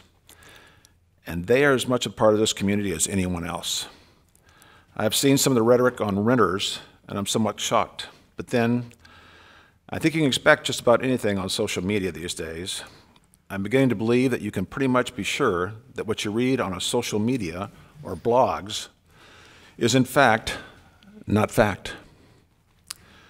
I've listened to several of our citizens today that an awful lot of misinformation. I want to reiterate two things, and it's not a myth. We will not have school crowding situation. GMSD is on top of it. We will not have a police problem, as we do not have one now with the apartment population. As all this fear-mongering is just politics and politics, I mean, that's what it is. It's divisive. Governance is solutions. Germantown Municipal School District is aware of the future, having produced data and solutions on full build-out of our community, including the current apartments that have been approved, but I doubt very seriously all of them will be built. In fact, the Arthur property is not going to be built. And it's in that study. Those are solutions. We need to work together. You tried to work with them. They said it wasn't the Watermark project. I read that in that, and I don't understand because it sure sounds like it here is the Watermark project, didn't to you? Our police have plans in place for the complete community. We may be adding another district. Those are the solutions that we need. But we will not let development rule our community. We will rule the development. And I think that we have been a hard press on you, just like we did with Ray Gill and his property. We always will do it that way. However, that being said, the reference to the offer of the developer to you to assist in the legal kind of concerns me. I got to tell you, I came here to say, no, this is not going to happen. I'm really torn between what to do, but I think you've clarified it. I think there's been an awful lot of misunderstanding. I heard it today. You know, once I talked to people and explained that we have all these plans in place, Forest Hill, Irene, the first phone call I got was Rick Ditter as an alderman the first week I was on board asking when we're going to, you know, widen Forest Hill, Irene. Well, I went to Tim Watney and asked when he brought me pictures. You remember our meeting and on when we're going to do it? That was 6 years ago. We're not widening this because of the development we have. We need to widen it because of safety, even if we don't have the development. But so far, in the 6 years I've been involved in this city, as far as an alderman, there's been an opposition to virtually every development, including some of the people that are here today. Their houses wouldn't be if we had said no. My wife and I went to Germantown High School when there was only 4,500 people here. Do you think I've seen any change? I've seen an awful lot of change. In the words of Mr. Smith at FedEx, if you don't like change, you're going to hate extinction. But I still have a tremendous amount of concerns of what you're doing. I have a trust factor that I'm worried about. You have 30 seconds, Mr. Alderman. And I'm concluding is I can't wrap my hands around why you even joined the lawsuit. And then we're basically paying to try to get it over with. So I don't know what I am right now. I can address that very quickly again. Yeah, because you have 15 seconds. Okay. He has time. Go okay. ahead. So we received approval in December. We had spent a lot of money to that date to further a plan. We do about 5 projects a year as a company. We try to focus on a nominal number of projects and do high-quality projects, and we've had a long history of doing that. We chose Germantown to come here because of its attributes. We had been looking in the area for a long time when we saw the zoning was an opening, and we made a commitment to this. So in December, we got our approval. We began to then spend more dollars. By May, when this call was made, we were $1.5 million into design based on the approvals that we had moving forward. And for a company our size, that's a lot of money. And so we're at risk. And so again, maybe it was desperation. It was certainly a mistake. I raised my hand and apologize. I now have a full grasp on the signals that sent. But what we were doing was in preservation mode to try to find a solution, because for us, that's a lot of money. And we have that out. And so now it's grown and grown and grown, and we've continued as we've gone to now where we're just down to just this development agreement. So the jot and tittles of the development agreement. And so at the time, you know, it was out of desperation to try to find a solution. Why we were trying to intervene, I mean, those are more legal maneuvers. We were just trying again to find a solution to protect our interest because we had spent so much money. We are totally committed to a high quality product. We sat in, I think, 5 different planning review meetings with super committee and maybe others. We are totally committed to delivering the product that your plan commission and your planners have guided us to. We've increased our budget tremendously to be able to meet those specifications. I was acting out of a desperation to protect our investment and see that this project could go forward. I had no intention of advancing, paying for. I was simply trying to make an offer that, look, if you don't have resources available to try to paper up a solution, we'll make that happen. It was not to fund future legal expenses to use in any other way. Any other questions of staff or the applicant? Alderman Barzizza. My first question is, what is your price point on your apartment complex, on your proposed apartment complex? Our average overall... Your average two-bedroom, one so bath, or two bath? Our average rent is around $1,500, $1,550. That's average if you average ones, twos, and three bedrooms.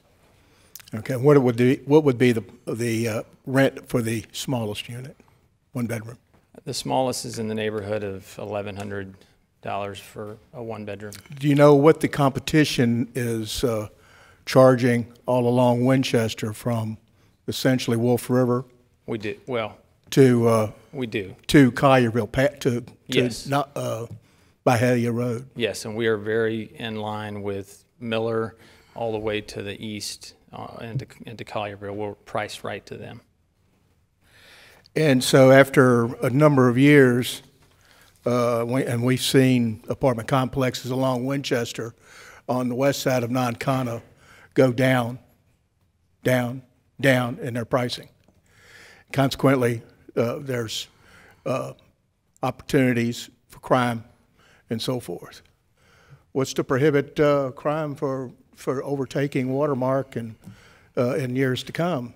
I mean, we've seen a lot of it in this community as a whole. Well, sir, we have apartments, and we've developed apartments all over the country in very affluent areas, and we don't have a crime problem. We typically have, in every one of our units, we have an officer that resides there that we give a steep discount to, simply to have an on-site officer. We have on-site staff. We have what we call a CARES team that has a unit on site that's there to simply be a liaison with the residents. And so we don't have a crime problem. I think that is going to be dictated by the area that you're in, and then the Class A institutional grade apartments that we build. We simply don't have a crime problem. And our rents don't go down. We increase them over time with the market. We can't. I mean, we've got a huge investment in these units, and it takes rental increases over time to simply. Are you make familiar it work. with Lincoln on the Green? Apartment complex. It's near Southwind. I'm not at all familiar with it. No, sir. And there is an unbelievable amount of crime in that area. It's not in Germantown. It's in Memphis, but an unbelievable amount of crime. And it started off as a real top-notch apartment complex. And as time went along, and it didn't take much time, it deteriorated. Not so much in the structures themselves, but in the crime that came into the community, came into the apartment complex. It comes from the outside. It doesn't start from within the complex. I've got other questions. The ruling by the judge was based on a technicality, not on substance. How do you address that? You know, our counsel's here. If he wants to address it, he could speak much more intelligently than I about the ruling. Please state your name and address for the record, sir. Yes, Mr. Mayor. Lou Wardlaw, 6410 Poplar Avenue, Suite 1000, Memphis, Tennessee. Alderman Barzizza, I wouldn't say a technicality, but I would say procedurally the complaint was dismissed with prejudice. That means it was thrown out without the ability to be brought back. Lawsuit was filed. It was not timely filed. It was heard in the Chancery Court of Shelby County, and it was dismissed. Again, it was dismissed without prejudice, meaning that they could not bring it back. I can address with anybody the process in intervening or any of the rest of it you'd like to.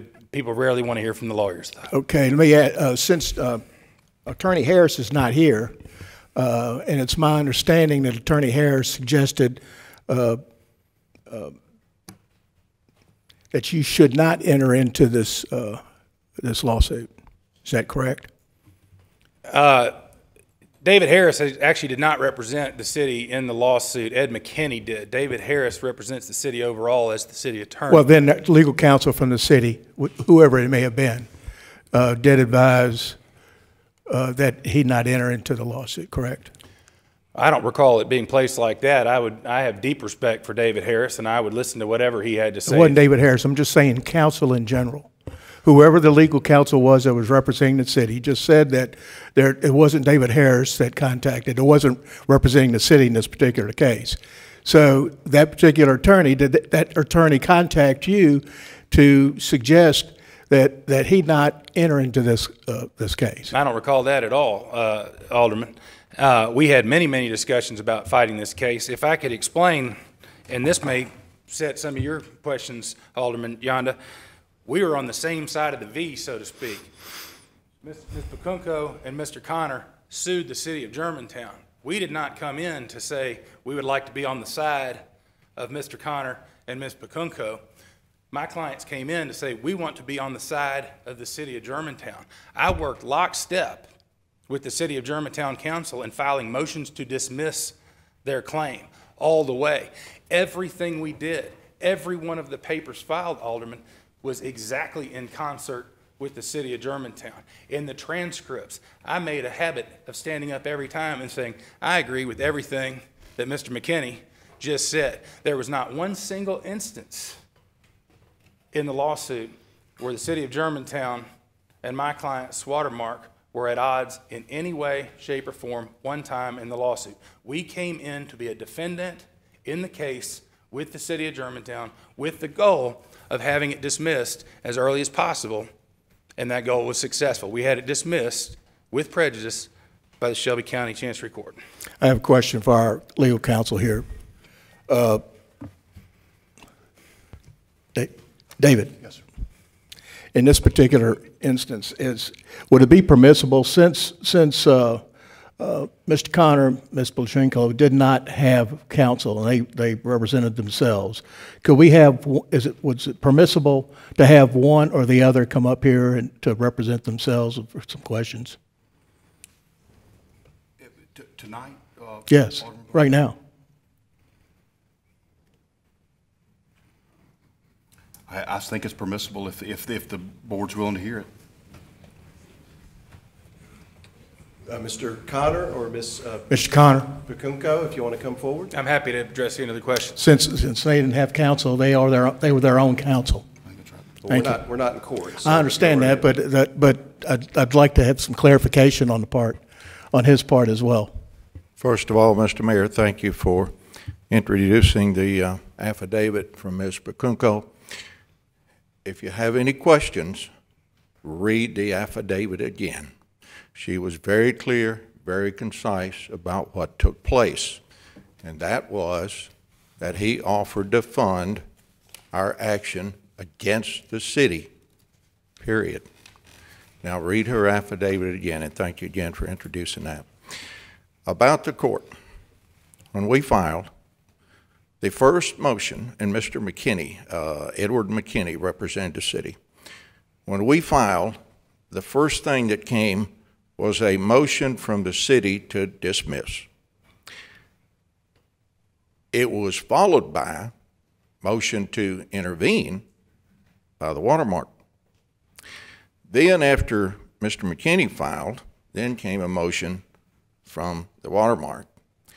But in the very first hearing, Mr. McKinney argued against the Watermark intervening. That's on the court record, and you have the record because the city paid for a court recorder to record every word that was said. So go back and read that first hearing. Mr. McKinney argued strongly to keep the Watermark out of the proceedings, and that is on the record. Now, in the next hearing, that changed. In the next hearing, they double-teamed us, a couple of citizens out of our depth, but they double-teamed us, and the Watermark was allowed to intervene. And in the next hearing, however you want to determine, whatever you want to call it, we were dismissed for lack of swearing. That's it. That's the point the judge focused on. We didn't know at the time. We did our best in filing our motion, but at the bottom, you're supposed to put a line that says, sworn to, and whatever the other wording is. We didn't include that line. That is the focus, or became the focus of the judge, that we didn't, and they asked for, and rightly so, they said, even though we were pro se, filing on our own, representing ourselves, that we should be held to the same standards as any other attorney. I grant you, that's true, and that's what the court did when it ordered the dismissal. We were dismissed for lack of including the line at the bottom about not swearing to the affidavit. But let me say again, Ms. Pacunco's affidavit, if you've got questions of trust, that was the approach, and we have proof of the approach. That was the approach, to pay our legal fees to continue a fight against the city. And Mr. Mayor, I appreciate your comments about raising the trust issue. We were a little hesitant because we have been at the center of this fight for so long, but we were a little hesitant to raise that. But it did create an issue, and we brought it up in court after she was approached and filed that affidavit. The attorney says, well, it was a negotiation. It takes two people to negotiate. There was no negotiation. We didn't negotiate. He made an offer. She rejected it, period. That's it. But the offer was made, $30,000 to $50,000 to continue our perceived fight against the city. We're not fighting with the city. What we're doing, and Mr. Thrift brought up the word preservation mode. Well, that's where we are. We're in preservation mode. We're protecting our area of 1 to 20 acre lots, most of them. There's one subdivision, Vinings, with 15,000 square foot. But we were in preservation mode, period. Somebody had to step up. Nobody did. We decided at the last minute, if nobody else was, guess what? We had to, because we just couldn't let this go without a fight. Win or lose, we had to step up and take whatever abuse there was and be the point people for this argument. And we're just trying to protect our area. A plan was established. We attended all the meetings down there at whatever it was. Anyway, we went to all the meetings, and we were sold a bill of goods, a plan that actually had some merit. But then immediately we find the plan. I'm sorry. Please, because I think you were called forth to speak to the affidavit and that experience. So I understand your passion, and it's well received by us. But if you could conclude and then just stay available, and Ms. Pacunco as well, please, if needed. Thank you. Thank you. And that concludes your 10 minutes. Anyone else would like the floor? Motion has been made and properly moved and seconded. Any more discussion? I would like to, we go into the second round. That's correct. One thing I'd like to possibly propose is that we extend the comment period and the question period. I'd love to ask some more questions, but I don't have, I'm going to use my 10 minutes reading my statement. So this is an important decision for us, and I think we should get all our questions on the table tonight and let everybody. Well, you have the floor, sir, so you continue with your discussion or questions. Okay. So in the packet that we received, the application included comments from fire and police, and they said that the new developments would stress their ability to protect the area. The density of the area, the development would affect their ability to provide protection. It's in our packet. I can find it again highlighted. The other thing is that they said that we needed a bigger sewer line or water line to go to this development, that the pressure was insufficient on the western side. I don't know if you knew that or not, but I mean, it's part of our packet. It's part of the packet, the application that the Watermark representatives completed. So it's here. It's not made up. It's not a myth. It's in our packet.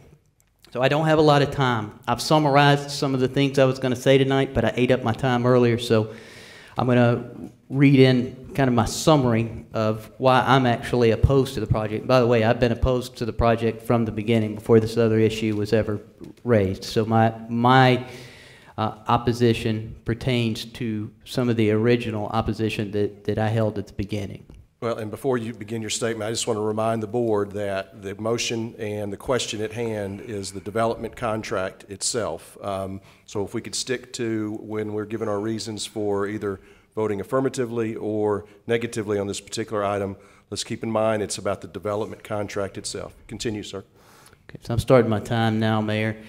The application presented to the Planning Commission contained issues that created confusion about what was actually being approved. I don't know if that's y'all's fault or the city's fault, but it did create confusion with the aldermen and in the public.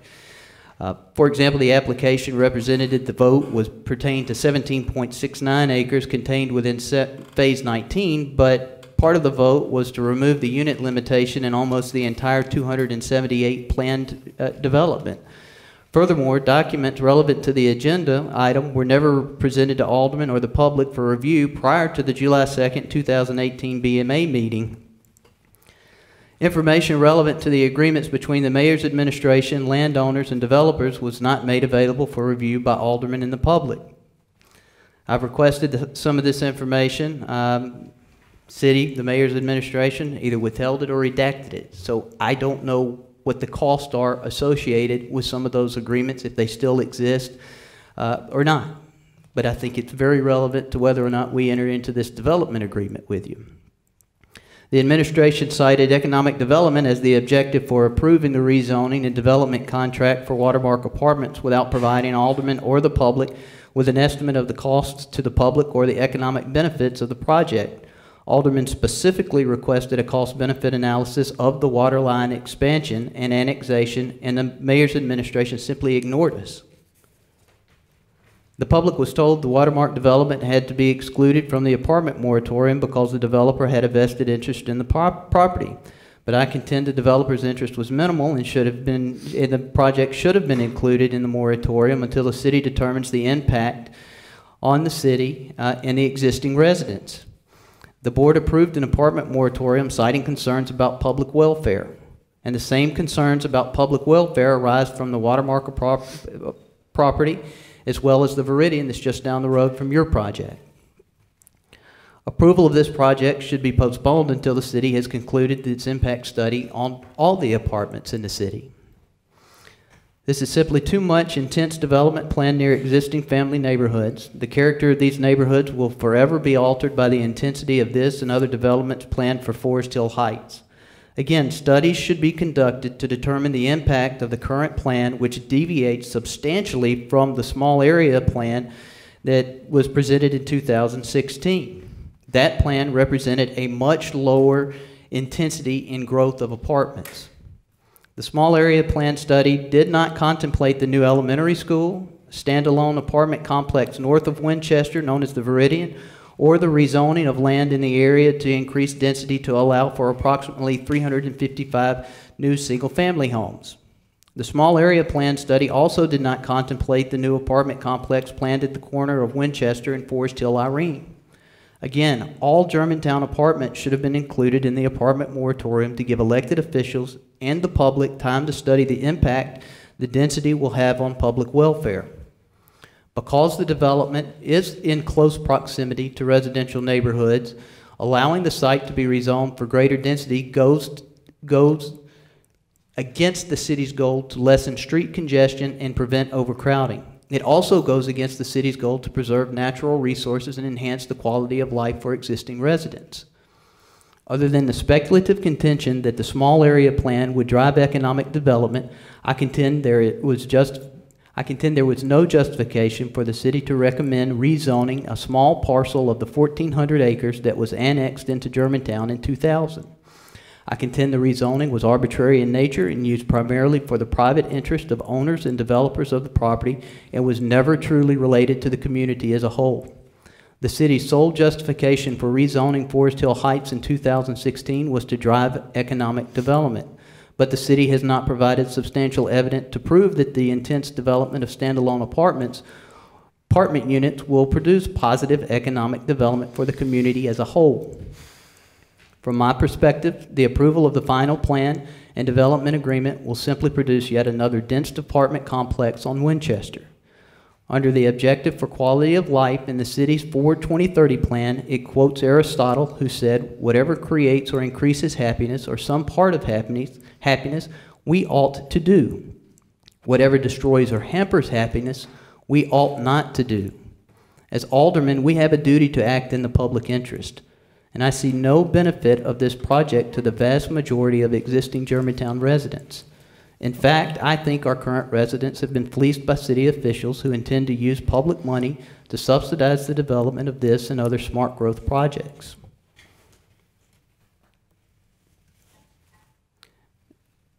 Now, I do have some questions. That's my summary. I had more I would have liked to say tonight.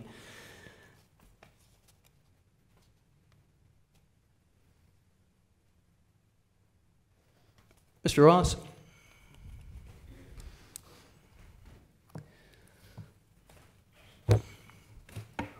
Was there ever any stipulation for any part of the Forest Hill Heights planned unit development to be limited to 12 units per acre?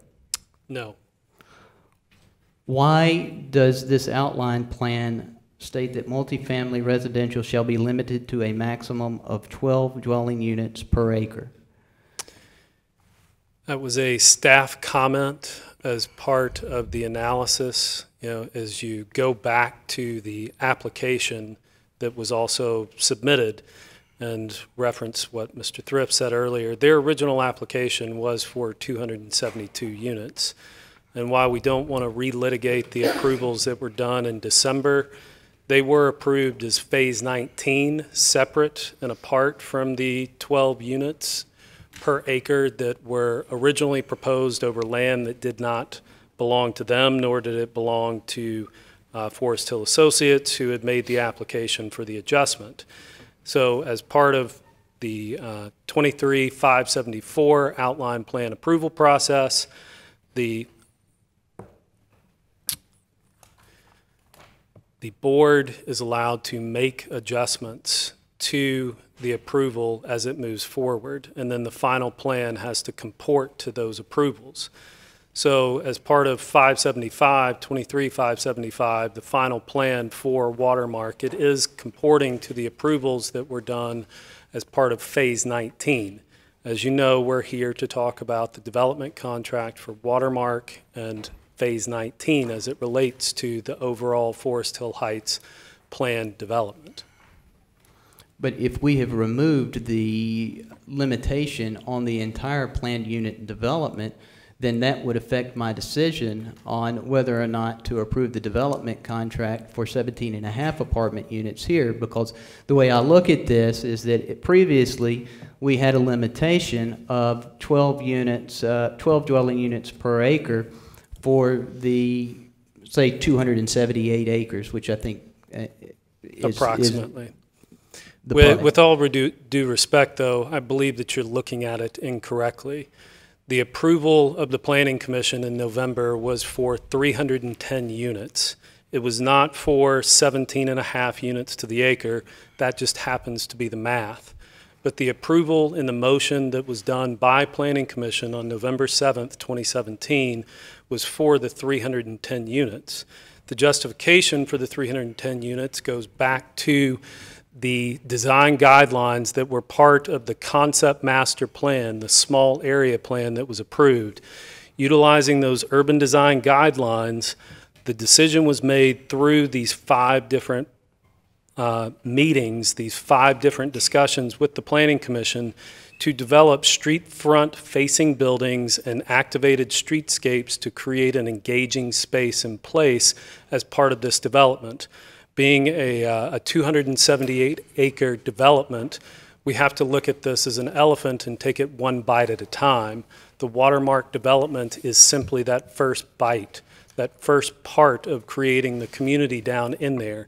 It's not necessarily a standalone apartment community when you look at it in the larger context of the entire urban design plan and urban design guidelines. So this is the document that Alderman the Massey. BMA was presented at. Alderman. Yes, sir, and it has the Excuse me, exception. Last question, you're at 11 minutes, so just conclude.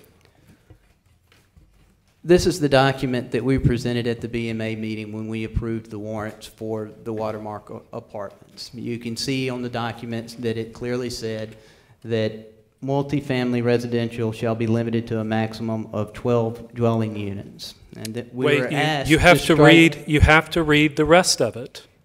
Well, then it made an exception, but the point I'm making No, is what that was the exception? You've got phase to read the 19. rest of it, which is what I read the that. Watermark development is. I just want to be fully transparent as to what you're talking about. Well, Full but I think sentence part of the makes confusion, though, is that the vote here was actually for the larger outline plan and wasn't limited merely to the Watermark apartments. And that's the problem that I'm having with this, is because it was represented as pertaining to phase 19, the 17 acres, when in actuality it pertained to the 278 acres.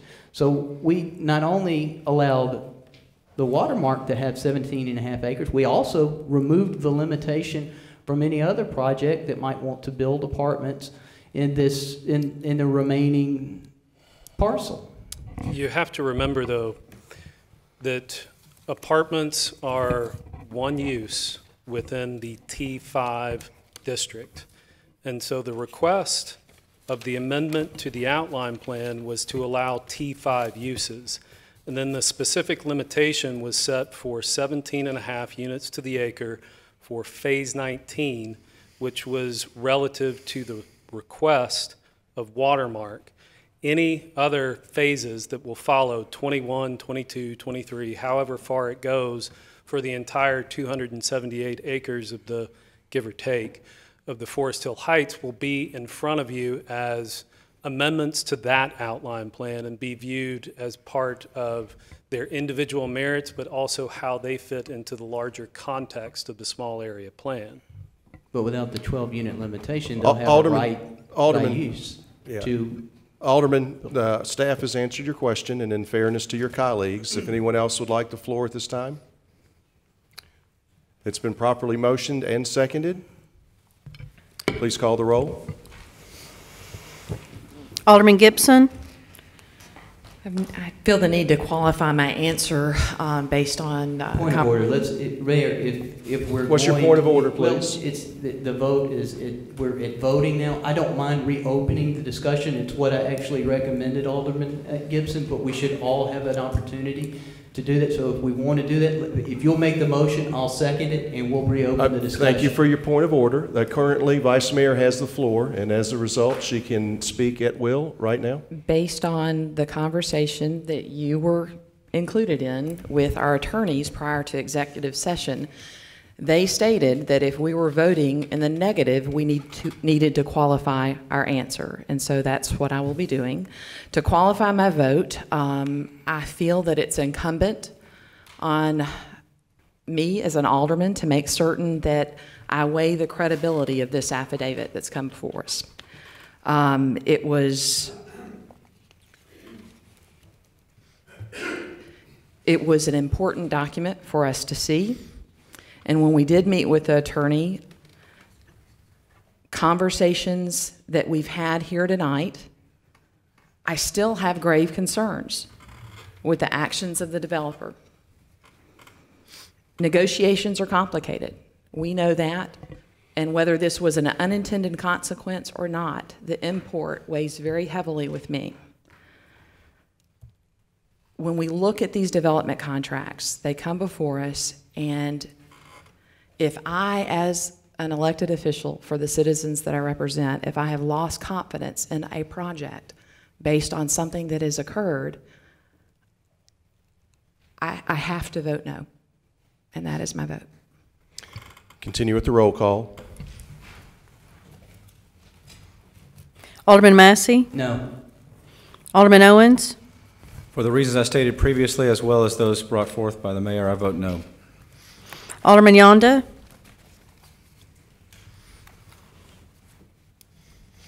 I mean, I'm really really struggling with this, especially after hearing Alderman Massey and some of the misinformation he has brought forward. Point of information? What's your point of information? Alderman, excuse me, what's the point of information? What's the misinformation that you heard tonight, Alderman Yonda?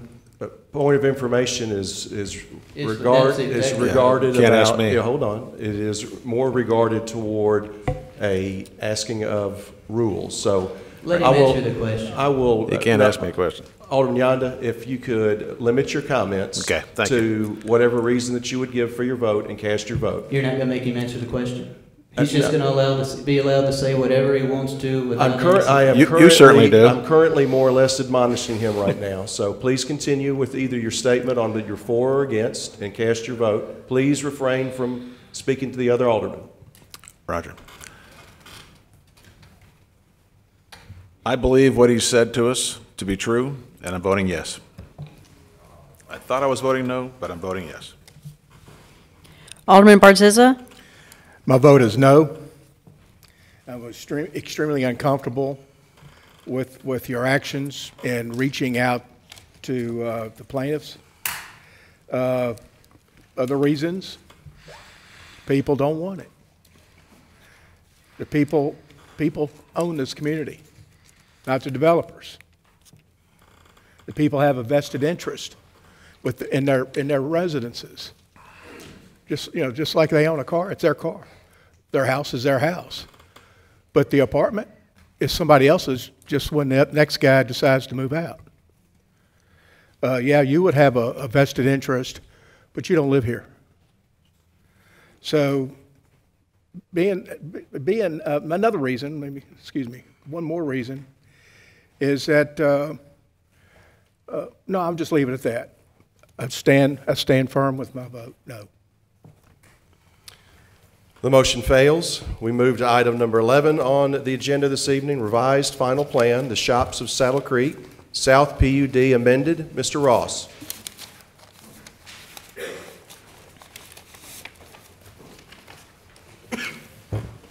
Thank you, Mayor, members of the board. The revised final plan for the Shops of Saddle Creek South Plan Unit Development amended is the request in front of you tonight. On April 3rd, the Planning Commission approved an amendment to the outline plan that increased the number of parking spaces and a revised site plan to permit the construction of a parking deck that would accommodate 50 new spaces for this plan unit development. This board approved the outline plan amendment for this development on May 14th, 2018.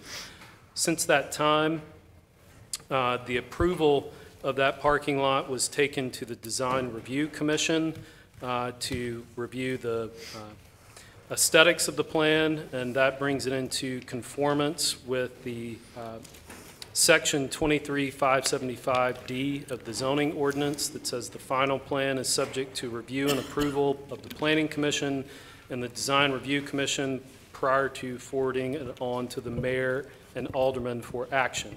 So the request in front of you right now is for approval of the revised final plan, which is for the 50 extra parking spaces, which brings the total count up to 466 spaces and brings it into conformance with the shopping center zoning districts in which this development resides.